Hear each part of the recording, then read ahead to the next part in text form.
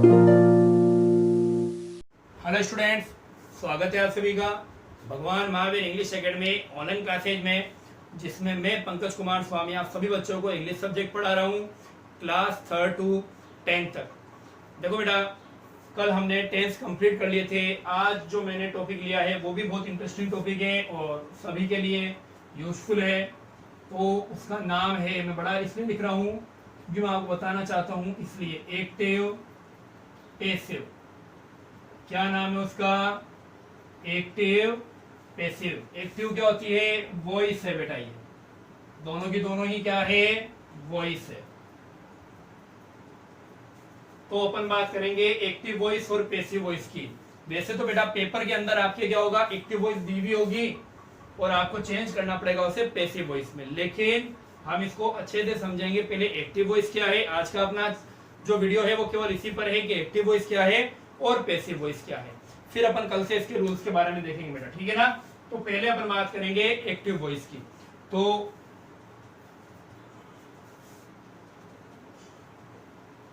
पहले मैं आपके चैप्टर का नाम अगेन वापस से लिख देता हूं, active voice, active and passive voice.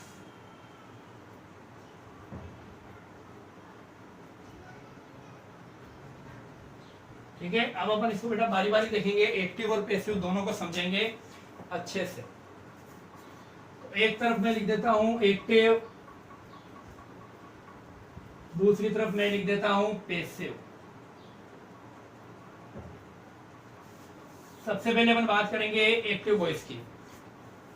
सुनो बेटा, हम नॉर्मली जितने भी सेंटेंस बोलते हैं सभी के अंदर सब्जेक्ट को पहले लिखा जाता है और सब्जेक्ट के बाद में उसके जो प्रेडिकेट होता है वो लिखा जाता है। यानी कि हम सेंटेंस की शुरुआत करते हैं सब्जेक्ट के साथ में, तो उसको बोलते हैं एक्टिव वॉइस। इसका मतलब एक्टिव वॉइस कौन सी है? जिस सेंटेंस की शुरुआत किससे होगी? सब्जेक्ट से। जिस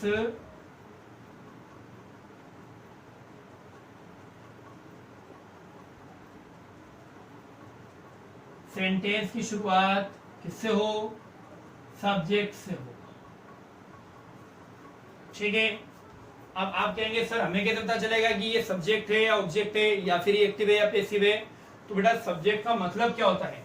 सब्जेक्ट का मतलब होता है कि जो आपने आगे वर्ब लिखी है वो कार्य कौन कर रहा है? वही सब्जेक्ट कर रहा है। इसका मतलब जो वर्ब है, वर्ब जो है वो कौन कर रहा है? वर्ब सब्जेक्ट खुद कर रहा है। सब्जेक्ट खुद कर रहा है।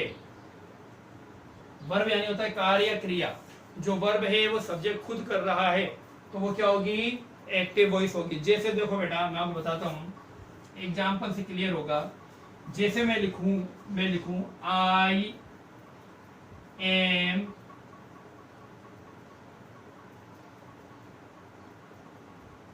Writing a letter. देखो क्या लिखा मैंने, I am writing a letter. अब देखो बेटा, ये जो आई है वो हमारा क्या है? सब्जेक्ट, जबकि जो राइट है वो हमारी क्या है? वर्ब है। क्या बेटा लिखने का काम आई यानी मेरे द्वारा ही किया जा रहा है? बिल्कुल। अगर मैं ये कहूं, किसको लिखूंगा मैं एक पत्र लिख रहा हूं, इसका मतलब पत्र जो लिख रहा है वो कौन है? मैं ही हूं। तो ये हो जाएगा एक्टिव सेंटेंस। बात आ गई समझ में? यानी कि जिस सेंटेंस की शुरुआत किससे होती हो? सब्जेक्ट से होती हो, या फिर जो वर्ब है वो सब्जेक्ट खुद कर रहा है। यानी वर्ब का मतलब होता है कार्य। कार्य जो है वो सब्जेक्ट अगर खुद करे तो उसको बोलते हैं एक्टिव वॉइस। ठीक है बेटा, ये थी एक्टिव वॉइस। अब अपन देखेंगे पैसिव वॉइस। समझना इसको बेटा, ठीक है ना। ये सेंटेंस की शुरुआत सब्जेक्ट से थी। अब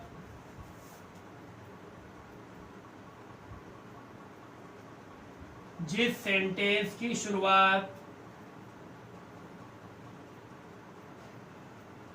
किससे ना हो, सब्जेक्ट से ना होकर किससे हो,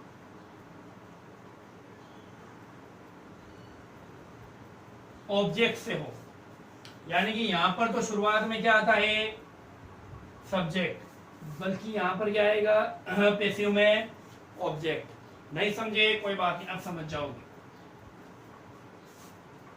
यहां पर देखो वर्ब जो है वो सब्जेक्ट खुद कर रहा है, यानी कि सब्जेक्ट जो है लिखा हुआ है वो खुद ही कार्य कर रहा है, जबकि यहां पर क्या होगा, वर्ब, यानी कि जो कार्य है ऑब्जेक्ट के लिए किया जाएगा, ऑब्जेक्ट के लिए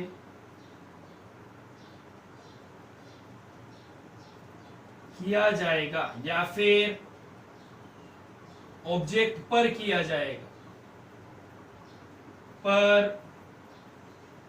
किया जाएगा। यानी कि जो वर्ब है ना, तो ऑब्जेक्ट से की शुरुआत होगी, तो इसका मतलब उस ऑब्जेक्ट के लिए काम होगा, जबकि यहां पर तो वो सब्जेक्ट खुद काम कर रहा है। यहां पर ये ऑब्जेक्ट खुद काम नहीं करेगा, बल्कि इसके लिए काम किया जाएगा या फिर इस पर काम किया जाएगा। जैसे मैं एग्जांपल समझाता हूं बेटा आपको, अ लेटर इज बीइंग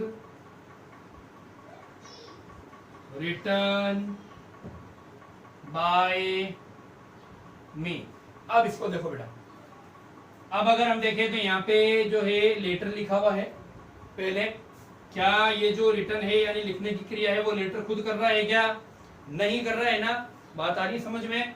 इसका मतलब जो है सब्जेक्ट खुद कार्य नहीं कर रहा है, यहाँ पर जो ऑब्जेक्ट है वो खुद कार्य थोड़ी कर रहा है अपना, बल्कि इसके लिए कार्य किया जा रहा है। कार्य करने वाला तो कौन है, मैं हूं, जबकि मैं क्या कर रहा हूं, लेटर के ऊपर कार्य कर रहा हूं, लेटर के ऊपर लिख रहा हूं, यानी लेटर जो है वो लिख रहा हूं।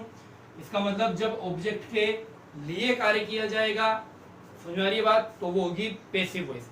जबकि जब सब्जेक्ट खुद कार्य करेगा तो उसको अपन कहेंगे एक्टिव वॉइस। अब आप कहोगे सर हमें कैसे जल्दी जल्दी, हमें तो पता ही नहीं चलता कि क्या एक्टिव और क्या पैसिव है। तो देखो बेटा, बहुत इजी आसान तरीका बताता हूं मैं आपको। अगर लिविंग ऑब्जेक्ट है, लिविंग अगर कोई मान लो नाउन है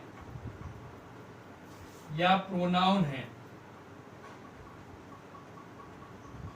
अगर कोई लिविंग नाउन या प्रोनाउन है तो आप याद रखेंगे कि वो एक्टिव वॉइस है। लेकिन अगर आपके सेंटेंस की शुरुआत होती है नॉन लिविंग से, जरूरी नहीं है, ध्यान रखना, ऐसा कोई जरूरी नहीं है, लेकिन एक अंदाजा है या फिर ये कह सकते हो ज्यादातर वाक्यों में ऐसा ही होगा कि नॉन लिविंग। देखो ए लेटर क्या है, नॉन लिविंग है, खुद नहीं कर सकता ना, जबकि जो यहाँ पर आई है ये लिविंग है। ठीक है, तो ये एक बेसिक डिफरेंस है। तो नॉन लिविंग से अगर शुरुआत हो तब तो अपन क्या करेंगे, उसको बोलेंगे पैसिव है, और अगर लिविंग से शुरुआत हो तो उसको बोलेंगे एक्टिव है। और वैसे बेटा एक्टिव का मतलब ये हो गया जिसमें सब्जेक्ट जो है वो खुद वर्ब करे यानी कार्य करे, उसको कहते हैं एक्टिव वॉइस। जहां पर जो सब्जेक्ट है, सॉरी ऑब्जेक्ट है, वो खुद कार्य नहीं कर रहा बल्कि उसके लिए कार्य किया जा रहा है, तो उसको अपन क्या कहेंगे, बोलो जरा क्या कहेंगे उसको अपन कहेंगे पैसिव वॉइस। ठीक है, तो ये था अंतर बेसिक एक्टिव और पैसिव वॉइस में। अब कैसे इसको करते हैं, पेपर में जो है मैंने आपको बताया कि एक्टिव वॉइस दी होगी, पैसिव वॉइस से बदलना पड़ेगा। तो ये अपन जो है वीडियो इसके ऊपर कल बात करेंगे। ठीक है बेटा, जिन्होंने मेरा चैनल सब्सक्राइब नहीं किया है वो सब्सक्राइब कर लें, इस वीडियो को लाइक जरूर दें और अपने फ्रेंड्स के साथ में शेयर जरूर करें। Thank you very much.